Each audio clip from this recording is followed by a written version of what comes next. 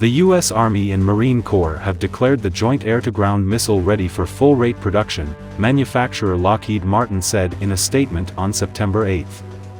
The decision, dated August 30, was delayed after the weapon previously failed to achieve desired lethal effects on a maritime target, resulting in the Army and Marine Corps delaying the missile's fielding by over a year. The milestone also marks the successful completion of operational testing of JAGM on the U.S. Army's AH-64E Apache and the Marine Corps' AH-1Z Viper helicopters, Lockheed said in its statement. JAGM replaces the legacy Lockheed Martin-made Hellfire missile used across the services. However, the new weapon encountered problems during testing when it was fired from the Army's AH-64E Apache and the Marine Corps' AH-1Z Viper helicopters. The new munition features a dual-mode seeker and guidance system mated to a Hellfire missile.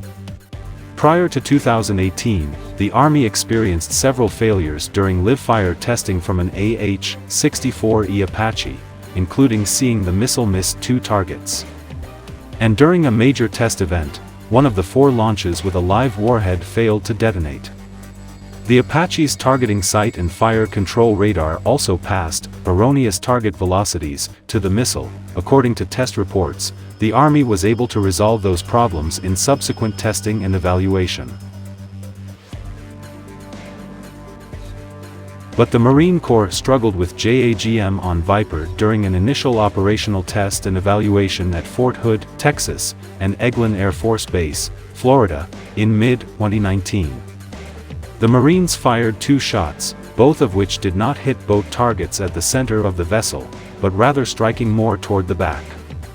The plan was to make a full-rate production decision about a year ago, but the Marine Corps needed more time to complete the platform integration with the missile. During that time, the Army has made no modifications to the missile since it completed its integration with the Apache.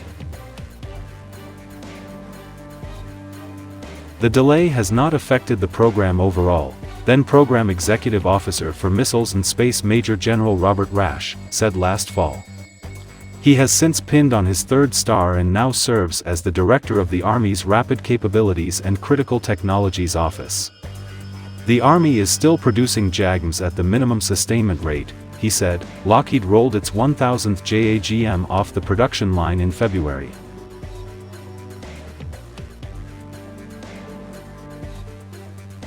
The plan is to ultimately integrate JAGM onto helicopters and unmanned aircraft, like Gray Eagle, as well as on air defense systems like the Mobile Short-Range Air Defense System, or MSHORAD, that the Army rapidly fielded to its formations in European last year, Lockheed noted in its statement.